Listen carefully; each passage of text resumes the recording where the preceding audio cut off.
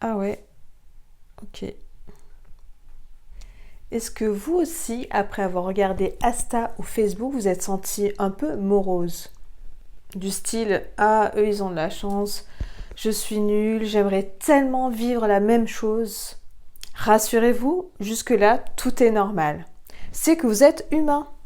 Ce que l'on voit sur les réseaux sociaux influence grandement notre état d'esprit et notre état d'esprit est directement relié à nos émotions. Et cet état d'esprit est justement malmené dans ce contexte de pandémie mondiale depuis bientôt 1 an.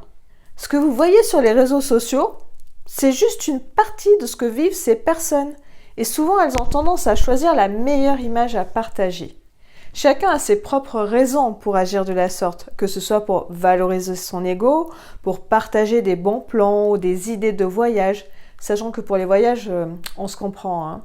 Voyez-vous souvent des moments de solitude, de doute, d'anxiété partagée. Alors comment faire? Première chose, et la plus importante à mes yeux, c'est de s'accorder le droit de ne pas aller bien. Cela nous permet de se reconnecter à notre propre condition humaine. La vie humaine est faite de haut et de bas et c'est tout à fait normal.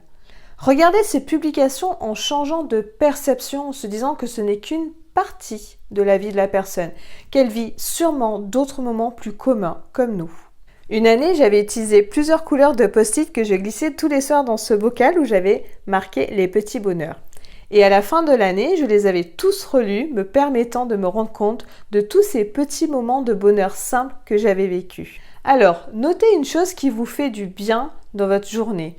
Cela peut être dans un petit carnet ou même pourquoi pas utiliser votre téléphone en créant un dossier petit bonheur. Pour moi, mon petit bonheur quotidien, c'est mon thé de 14 heures et mon petit carré de chocolat.